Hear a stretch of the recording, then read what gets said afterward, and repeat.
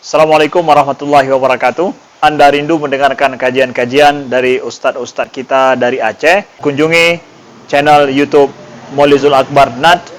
Subscribe, like, share, komen.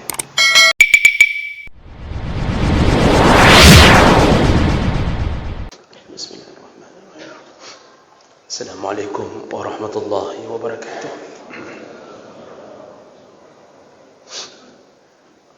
Innal hamdalillah nasta'inuhu wa nastaghfiruh wa na'udzu bihi min shururi anfusina wa min sayyiati a'malina. Man yahdihillahu fala mudilla lahu wa man yudlil fala hadiya lahu. Asyhadu an la ilaha illallah wahdahu la syarika lahu wa asyhadu anna Muhammadan 'abduhu wa rasuluhul karim.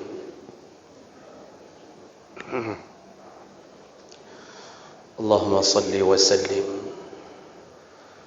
ala nabiyyina Muhammadin wa ala alihi wa ashabihi ajma'in. Amma ba'd.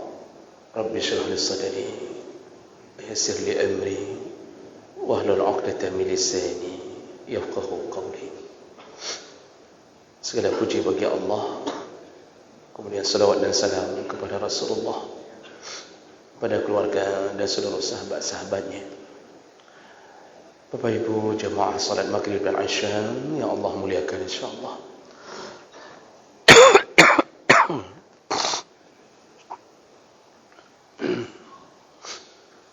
Malam ini insyaallah malam terakhir kita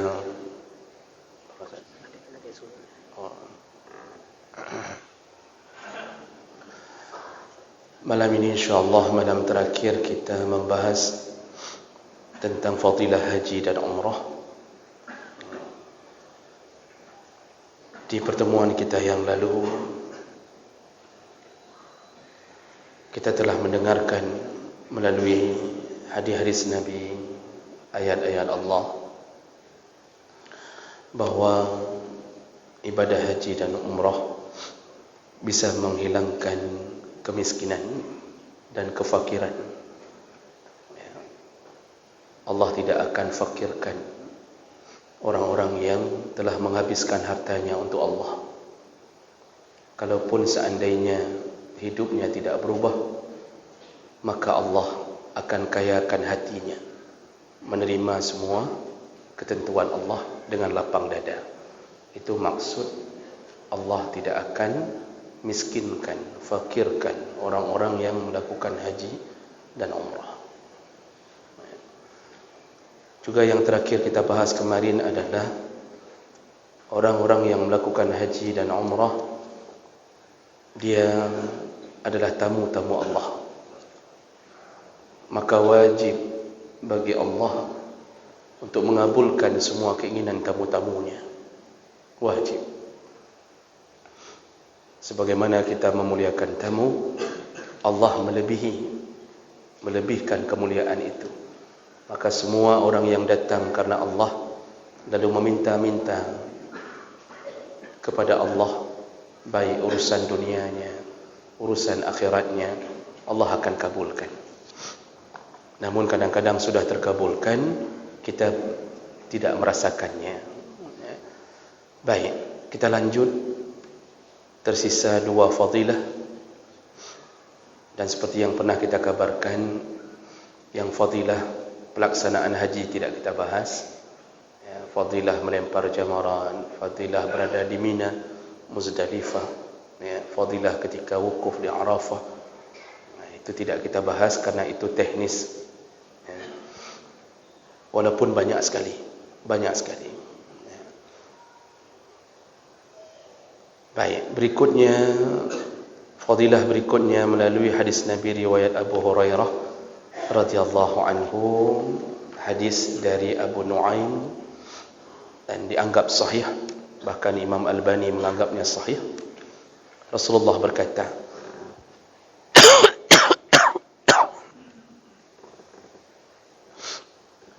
salasatun fi dhamanillahi azza wa jalla. Kata Rasulullah, ada 3 orang yang berada di dalam tanggungan atau lindungan Allah Subhanahu wa taala. Ada 3 kelompok orang yang pasti hidupnya selama dia melakukan kebaikan 3 perkara ini dijamin, dilindungi, ditanggung oleh Allah Subhanahu wa taala. Yang pertama, rajulun kharaja ila masjidin min masajidillah. Yang pertama adalah orang-orang yang keluar menuju satu masjid dari masjid-masjid Allah.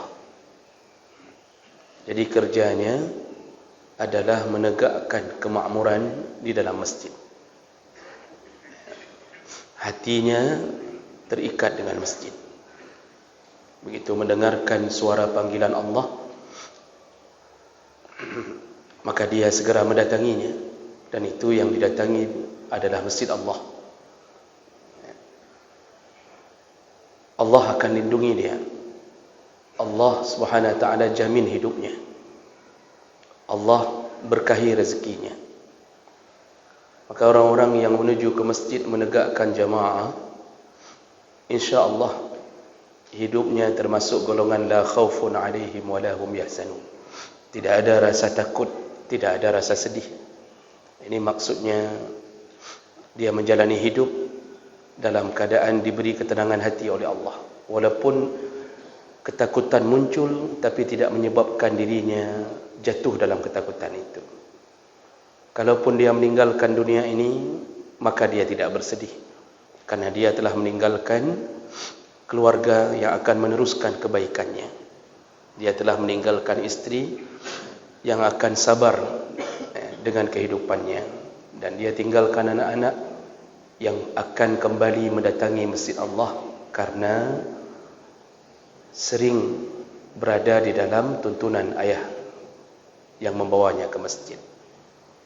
Namun perlu sedikit catatan bagi kita yang membawa anak-anak ke masjid. Sekali lagi mohon benar-benar melihat kondisi anak kita. Kalau anak kita memang tipe yang lumayan mengganggu, maka sebelum diingatkan oleh jamaah yang lain, ingatkanlah lebih dahulu anak kita. Jangan sampai ada jamaah yang mengingatkan, lalu kita marah bukan pada anak, tapi pada jamaah itu. Jadi ini jangan sampai terjadi, jangan sampai pecah rasa persatuan dalam masjid hanya gara-gara urusan anak. Namun bagi anak kita yang tipenya tipe tidak mengganggu, dia tidak mengikuti seperti ayahnya waktu kecil, maka tidak mengapa, bawalah. Dia cukup kita ingatkan satu kata, dia taat, bawalah. Namun anak-anak yang disuruh bawa ke masjid, para ulama mengatakan dalam fikih yang diutamakan anak-anak yang sudah mulai memayyiz, sudah tahu. Kalau kita bilang jangan, dia tahu. Kita bilang boleh, dia tahu. Kita bilang jangan kencing di masjid, dia tahu. Kita bilang nanti kalau ribut ayah bunuh, dia tahu. Dia tahu itu. Tapi model yang kecil-kecil sekali, Pak, bawa ke masjid hanya untuk menggantikan ruangan TK, itu sebaiknya tahan dulu. Karena walaupun itu baik, namun terganggunya kekhusyuan ketika solat dengan ributnya anak-anak ini juga menjadi masalah. Jadi kita disuruh bawa ke masjid untuk mendidik, terutama dari umur 7 tahun didik solat. Tapi urusan dengan jamaah ramai itu juga perlu diperhatikan. Bagusnya anak-anak ada satu space, ada satu tempat khusus. Apakah di sisi sebelah kanan? Ini sebelah kanan saya maksudnya. Berarti sebelah kiri. Itu mungkin space-nya untuk anak-anak. Ada satu pengasuh yang mungkin disuruh berjaga. Itu juga boleh dijadikan alternatif. Jadi jemaah maka Allah Subhanahu wa taala pada intinya tidak mengapa, tapi cukup diperhatikan. Dan jangan marah ketika ada orang yang menegur anak kita, karena seharusnya kita yang menegur lebih dahulu, bukan orang. Nah, Baik, jadi orang yang pertama di dalam tanggungan Allah adalah mereka yang keluar menuju ke masjid-masjid Allah. Maksud dijamin ini, setelah dijamin urusan-urusan perlindungan dunia, kalau dia pun meninggal karena kecelakaan, Allah tetap menaunginya. Dalam perjalanannya menuju ke masjid, tiba-tiba kecelakaan, meninggal, Allah tetap melindungi dia sampai di akhirat nanti. Ada hadis Nabi SAW yang menyebutkan, man salla al-fajr, dalam hadis yang lain, man salla al-ghada, barang siapa yang melakukan salat subuh ke masjid, fahuwa, dan dia, bahasa hadis yang saya tidak berani katakan yang sebenarnya, Pak, fi dhamnillah kalau saya tidak salah, dia itu di dalam jaminan Allah, dan siapa yang mengganggunya, dia telah mengumandangkan perang dengan Allah.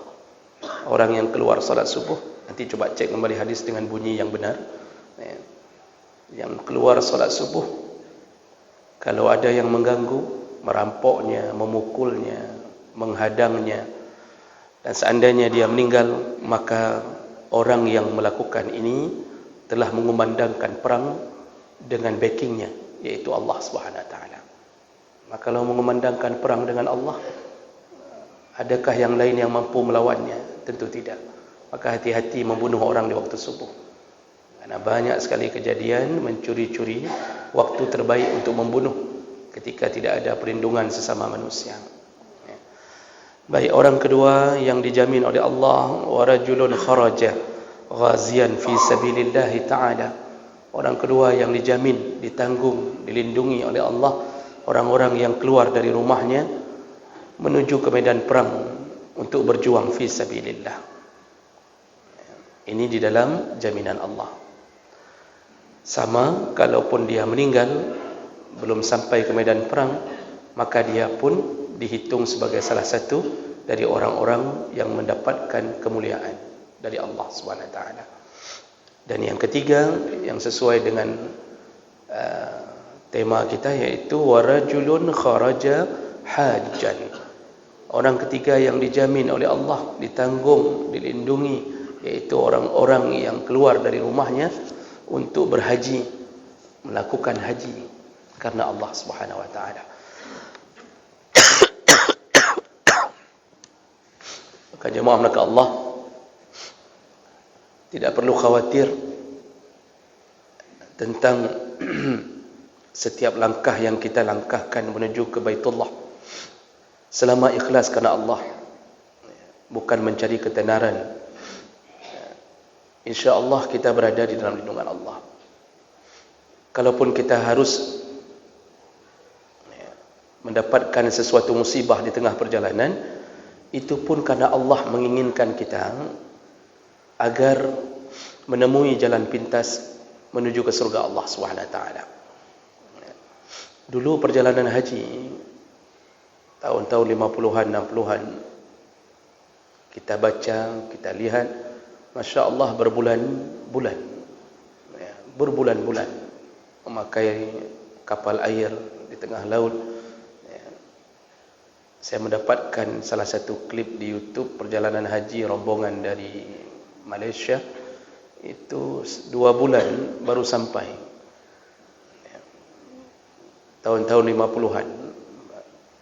Begitu besarnya jihad mereka untuk bisa sampai ke tanah suci. Hari ini Masya Allah, Allah telah ringankan kita. Allah ringankan kita. Hanya dengan modal sekitar 25 juta, 35 juta, kita melakukan haji dan umrah. Dalam ukuran 9 jam sudah sampai di tempat. Kemudian 1 jam, 3 jam berikutnya sudah bisa melihat Kaabah. Paling tantangannya disuruh PCR. Cuma itu ditantangan, Pak. Dimasukkan ke lubang hidung. Cuma itu saja. Man haid datenya diturn laju. Tinggal tahan sedikit, keluar hasil, berangkatlah. Jadi jangan gara-gara PCR itu kita kemudian menunda-nunda, menunggu kapan selesainya musibah ini. Yang ada rezeki,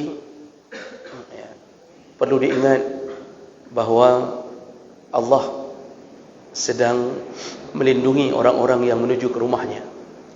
Dan perlindungan Allah itu maha luas dalam segala perkara. Jadi ini 3 orang ini disebutkan oleh Nabi dalam syarah hadis ini, disebutkan oleh Nabi.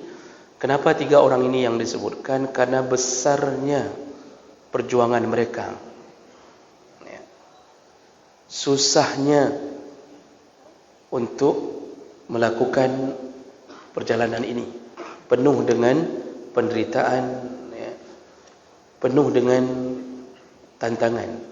Kita fikir tidak susah keluar ke masjid. Paling susah keluar ke masjid. Paling susah. Hari ini orang kalau keluar bukan ke masjid, menuju ke kampusnya, ke kantornya, terasa beratkah? Tidak. Pekerjaan-pekerjaan mubah, pekerjaan-pekerjaan dunia, beratkah? Tidak. Dia menuju ke tempat yang jauh untuk melakukan wisata, rekreasi, beratkah? Tidak. Perjalanan paling berat ke mana? Ke masjid. Begitu bunyi azan, berfikir berulang-ulang, pukujak, pubek, pukujak, pubek. Sampai dia atur jak, be, jak, be, jak, be. Sampai ke be akhirnya, Pak. Selalu dia mulai begitu. Minggu depan, hari besok, asar juga begitu. Ujungnya be lagi. Tidak sampai-sampai ke masjid. Padahal rumah cuma 100 meter dari masjid. Tapi kalau ke tempat yang jauh, dia tran Honda dia, Pak. Sampai. Kerja di Lok Sukun, tinggal di Lok Semawi. Tiap hari sampai ke Lok Sukun. Dari kantor menuju ke masjid, di samping kantor, tidak sampai-sampai. Makanya kenapa Allah melindunginya? Begitu beratnya perjuangan. Apalagi sedang musim-musim hujan, hujan rintik-rintik, sudah tidak pergi. Kalau mau ke mall, hujan rintik-rintik, dia mengatakan, hujan bacut. Sedikit cuma hujan, kita pergi terus. Kapan lagi kita kalau tidak pergi? Tapi ke masjid, ini kayaknya hujan. Ini udah hujan nih, kayak mana kita mau ke masjid? Begitulah beratnya orang menuju ke masjid Allah. Maka siapa yang menuju ke masjid, dalam hadis yang lain disebutkan, kullu khutwatin khattaha, setiap langkah yang dia langkah dihapus 1 dosa, diangkat 1 derajat, ditambah 1 pahala. Setiap langkah, yang namanya setiap langkah itu kanan melangkah 1 langkah, tambah kiri 1 langkah.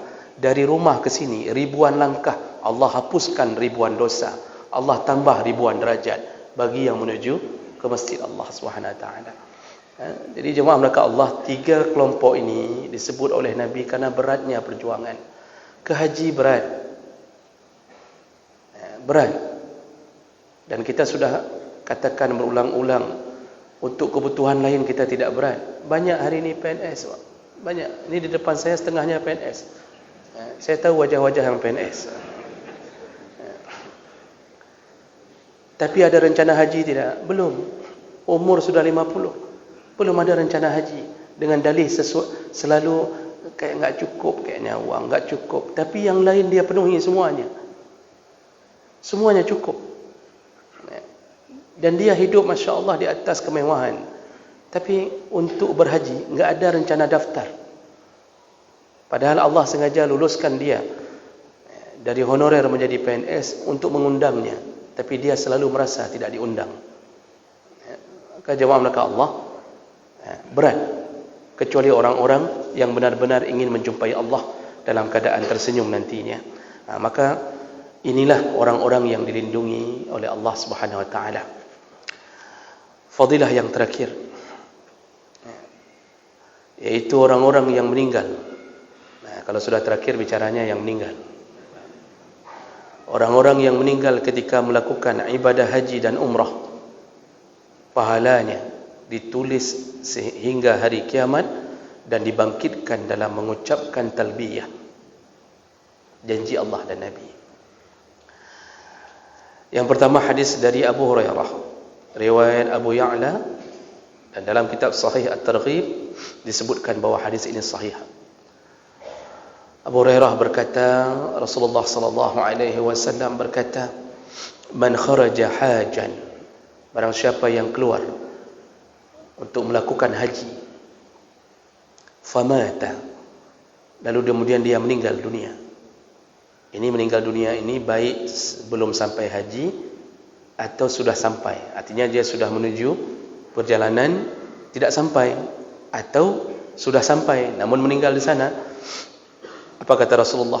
Yang meninggal ketika sudah melakukan perjalanan untuk menuju haji, kutiba lahu ajrul hajj ila yaumil qiyamah, maka dijamin telah ditulis pahala haji untuknya sampai hari kiamat. Jadi ditulis oleh Allah pahala haji, dipelihara pahala itu sampai hari kiamat. Itu maksudnya. Jadi pahalanya disimpan Allah, dipelihara oleh Allah, dibuka celengannya di hari kiamat. Wa man kharaja mu'tamiran, begitu juga orang yang melakukan umrah.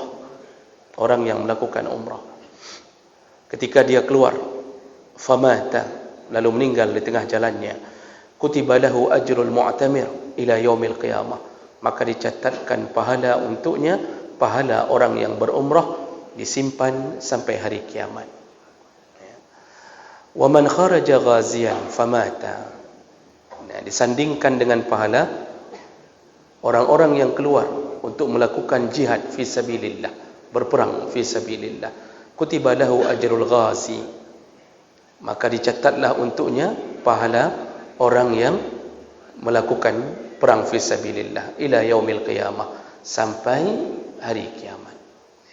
Jemaah melakukan Allah, lihatlah bagaimana ya Allah muliakan orang-orang yang telah merencanakan haji dan telah berangkat, namun walaupun tidak sampai, atau bahkan mungkin belum ambil ihram pun, di tengah jalan meninggal dunia, maka dijamin pahala telah dapat. Dan begitulah Allah memuliakan orang-orang yang menampakkan ketaatannya kepada Allah. Salah satu dari kemuliaan umat Muhammad, belum berbuat baru berniat sudah dapat pahala. Belum berbuat baru berniat sudah dapat pahala. Namun niatnya tulus ingin berbuat. Niat yang dapat pahala itu niat yang tulus ingin berbuat. Dalam hati sudah bergerak, ini ingin haji. Niat itu dibarengi dengan amal, artinya dikumpulkan uang sedikit-sedikit, itu pun sudah berpahala.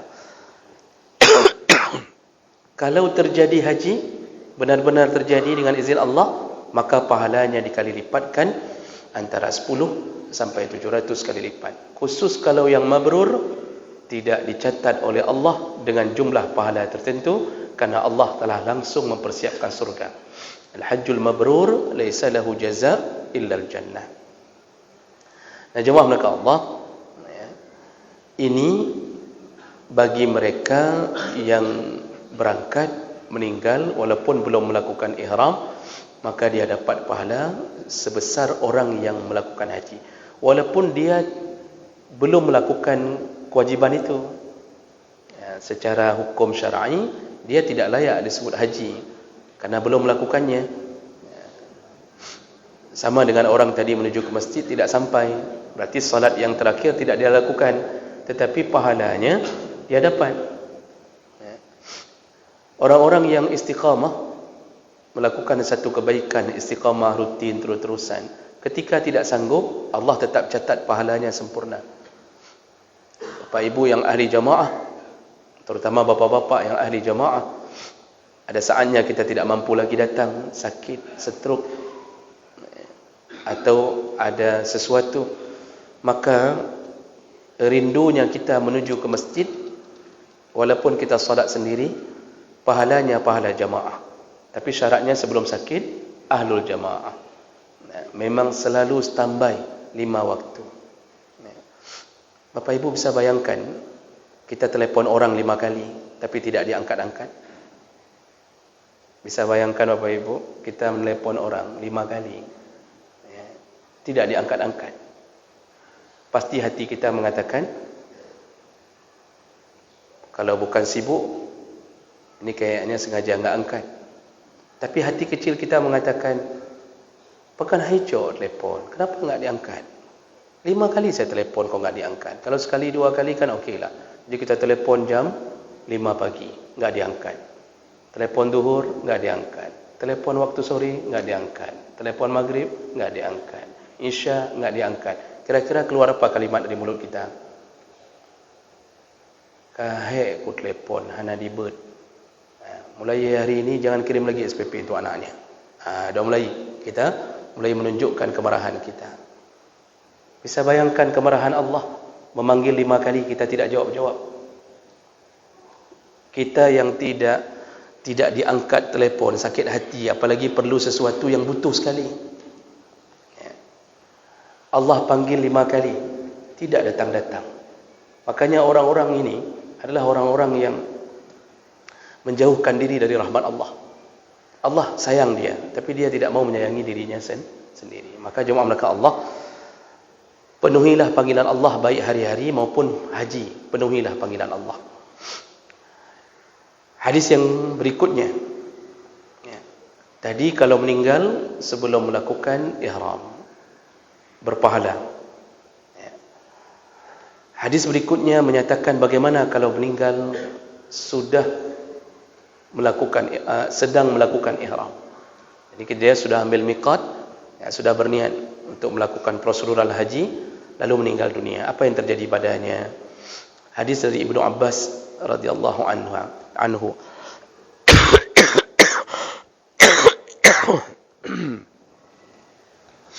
Ibnu Abbas menceritakan, bainama rajulun waqifun ma'a Rasulillah sallallahu alaihi wasallam. Pada suatu hari, pada suatu kali, ada seorang sahabat yang wukuf bersama Rasulullah sallallahu alaihi wasallam. Jadi dia wukufnya bersama Rasulullah. Orang yang wukuf sedang berada di dalam masa ihram. Nah, ihram berakhir nanti ketika pulang wukuf, lalu melakukan haji, melakukan tawaf yang wajib, lalu bertahallul baru selesai wukuf. Nah, orang ini sedang wukuf bersama Rasulullah sallallahu alaihi wasallam. Dia dalam rombongan Rasulullah sallallahu alaihi wasallam. Bi Arafah. Dan itu terjadi di Arafah. Iz waqa'a an rahilatihi. Ketika dia wukuf, tiba-tiba untanya mencampakkannya ke bawah. Artinya pergerakan untanya membuat dia jatuh. Terjatuh dia dari unta. Ini juga menjadi salah satu jawaban, bolehkah wukuf dengan kenderaan? Jawabannya boleh. Dulu Nabi wukuf dengan berbagai kenderaan. Artinya dia tetap di atas untanya, tidak mesti harus jalan kaki tidak mesti. Nah, kemudian fa'ab asadhu, dan patah tulang lehernya. Karena unta itu kan tinggi, mungkin dia jatuh lalu patah tulang lehernya dan meninggal. Faqala Rasulullah sallallahu alaihi wasallam, lalu Rasulullah mengatakan kepada semua sahabat, "Ighsiluhu bima'in sidrin." Mandikanlah jenazah ini dengan daun bidara. Salah satu sunnah memandikan jenazah dengan daun bidara. Kalau daun bidara tidak ada, maka boleh diganti dengan daun yang punya bau yang wangi. Dibolehkan. Tapi sunnahnya kalau ada daun bidara, sekarang kita sudah banyak tumbuh daun bidara di pagar-pagar, sudah banyak. Tinggal minta saja yang bagi kepada yang punya pagar. Banyak sekarang. Maka mandikan jenazah paling bagus dengan daun bidara. Lalu Rasulullah mengatakan, setelah engkau mandikan, wakafinuhu bisaubaih, kafankanlah dia dengan 2 pakaian ihramnya. Pakaian ihram itu kan 2. Satu pengikat pinggang ke bawah, yang satu pembungkus atas. Kata Rasulullah, kafankan orang yang meninggal ketika ihram dengan baju ihramnya, jangan dengan kain yang lain. Tapi kalau meninggal bukan ihram, itu disunnahkan dengan kain-kain yang lain dan disunnahkan berwarna putih. disunnahkan berwarna putih, bukan wajib. Kalau tidak ada warna putih dibolehkan, namun carilah yang warna putih. Ada hadis yang mengatakan yang bergaris-garis. Tapi khusus bagi mereka yang meninggal di waktu ihram, disuruh bungkus dengan pakaian ihramnya sendiri. Nah, bagaimana kalau orang berwasiat? Ada yang mengatakan, ada seorang mengatakan, kalau saya meninggal, nanti tolong kafankan saya dengan pakaian ihram saya dulu. Bolehkah? Boleh. Tidak mengapa. Ya, kenapa? Karena baju atau kain yang dibungkus kain kafan tidak ditentukan model kainnya oleh Nabi. Ya. Namun khusus orang yang ihram meninggal masih dengan pakaian ihram, itu wajib dikafankan dengan kain ihramnya. Ya, wajib dikafankan kain ihramnya. Lalu kemudian Rasulullah mengatakan, wala tukhammiru ra'sah. Ya, jangan tutup kepalanya. Sebagaimana Allah larang waktu ihram jangan tutup kepala, juga jangan tutup kepalanya. Jadi jangan taruh di atas kepala sebagai penutup, khusus yang meninggal di waktu ihram. Wala tuhannituh. Nah, kemudian Rasulullah mengatakan jangan pakaikan wangi-wangian. Sebagaimana Allah larang orang ihram memakai wangi-wangian, maka yang meninggal di waktu ihram pun Allah katakan jangan pakaikan wangi-wangian. Begitu saja. Ya. Nah, kenapa begitu? Fa innahu yub'atsu yaumal qiyamah mulabbiyan. Nanti orang ini dibangkitkan di hari kiamat ya, dengan keadaan bertalbiyah. Nah, masya-Allah, ketika nanti bangkit di padang mahsyar, diawali dengan kebangkitannya Rasulullah, ya, kemudian diikuti oleh para nabi, diikuti oleh para sahabat, dan orang bangkit salah satu yang paling mulia, mereka yang meninggal ketika ihram. Bangkitnya dalam keadaan mengucapkan labbaik Allahumma labbaik. Ini nanti satu rombongan tu yang meninggal di waktu ihram. Ya. Mereka bertalbiyah sebagaimana mereka bertalbiyah di dunia. Ini janji Nabi, hadis riwayat Bukhari Muslim. Maka beruntunglah mereka yang meninggal ketika waktu ihram. Itu belum lagi kita bicarakan fadilah meninggal di tanah Mekah dan Madinah. Ya, itu ada fadilah khusus Pak nantinya. Nah, InsyaAllah 2024 terbahas masalah itu insyaAllah. Ya. Menjelang pilkada, insyaAllah bahas masalah itu. Jadi jemaah melakukan Allah SWT, kita ini dibangkitkan sesuai dengan amal. Ya. Makanya orang-orang kafir bangkit dalam keadaan mukibban ala wajhihi, wajahnya ke bawah, kakinya ke atas. Begitu mendengarkan ayat dalam surat Al-Mulk ini, ya, ditanya oleh sahabat, ya Rasulullah, ada orang nanti yang bangkit dengan wajah di bawah, kaki di atas. Jadi kakinya, wajahnya menjadi kaki, diseret-seret ke atas tanah di padang mahsyar. Kakinya menjadi wajah di atas. Jadi terbalik orangnya. Jadi dia jalan dengan wajahnya, diseret-seret wajahnya. Kata Rasulullah, wahai sahabatku, kalau Allah mampu menciptakan kita hari ini kaki ke bawah, muka ke atas, maka nanti orang-orang kafir pun Allah akan mampu membalikkannya, wajah ke bawah, kaki ke atas. Jadi bangkit dengan berbagai macam model. Orang-orang yang makan riba, ini selingan Pak. Selingannya harus ada ini. Orang-orang yang makan riba tidak taubat sampai mati. Tidak taubat sampai mati. Gaduh dengan kredit, dah set. Dah set. Enggak taubat-taubat. Apa yang terjadi? Allah langsung yang mengatakannya. Alladzina ya'kuluna ar-riba la yaqumun illa kama yaqumu alladhi yatakhabbathu asy-syaitan minal mas. Pemakan riba.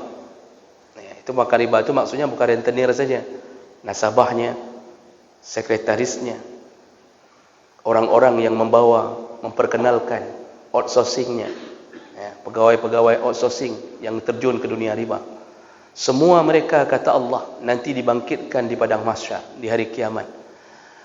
Bangkitnya seperti yatakhabbathu syaitan minal mas. Bangkitnya seperti orang yang kerasukan syaitan. Jadi menggelepar. Lagi seperti orang kerasukan syaitan. Kenapa Allah buat begitu? Karena dia pun dulu kerasukan syaitan tidak peduli dengan larangan Allah Subhanahu wa taala. Orang makan riba itu kan orang-orang yang dimasuki syaitan, tidak peduli dan tidak percaya bahawa Allah menjamin rezekinya, dan dia tidak terima kehidupan yang sederhana. Dia tidak mau terima itu. Dia ingin cepat nampak hebat, mewah.